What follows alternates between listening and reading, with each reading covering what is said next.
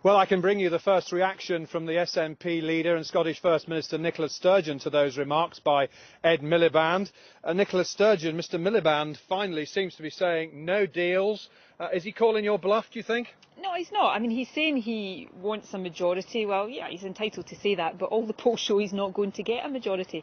And on the 8th of May, once the votes are cast, once the people have cast their verdict, Ed Miliband, just like the rest of us, will have to respect the wishes of the people in a democratic election. And if there is a minority government, if no party has an overall majority, then it's simply not possible to ignore the views of other parties. I know that. I was part of a minority government in the Scottish Parliament. So if the SNP has a large number of MPs, firstly, we can use that clout to keep the Tories out, and then secondly, we can use it to make sure that the Tories are replaced with something better, bolder and more progressive. And that's the message to Scotland. If you want Scotland's voice to be heard and then that voice to be used for more progressive politics, then the only way to do it is to send as many SNP MPs to the Commons as possible. But it sounds like a pretty blunt rebuff, as if he's shutting the door in your face. Well, if that remains the case on the 8th of May, if he doesn't have a majority, then what he'll be saying to people is, rather than work with the SNP, if there's an anti-Tory majority, he'd rather watch David Cameron walks back into Downing Street. I don't want that, and the SNP will use our votes to stop a Tory government getting off the ground if there is that anti-Tory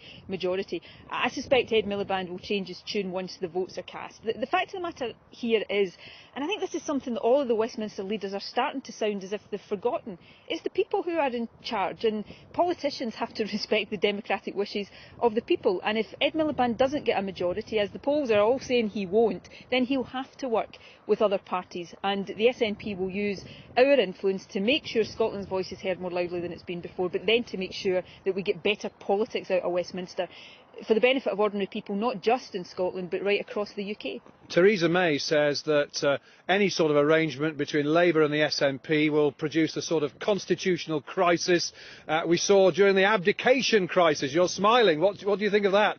I think Theresa May has, just to put it pretty bluntly, made herself look completely and utterly stupid with ridiculous over-the-top comments like that. I mean, remember, this is the same Theresa May who tried to tell people in Scotland during the referendum campaign that if we voted yes, we'd lose our passports and have border controls. People will look at these silly comments, and I was going to say they'll treat them with contempt. That actually attaches too much seriousness to them.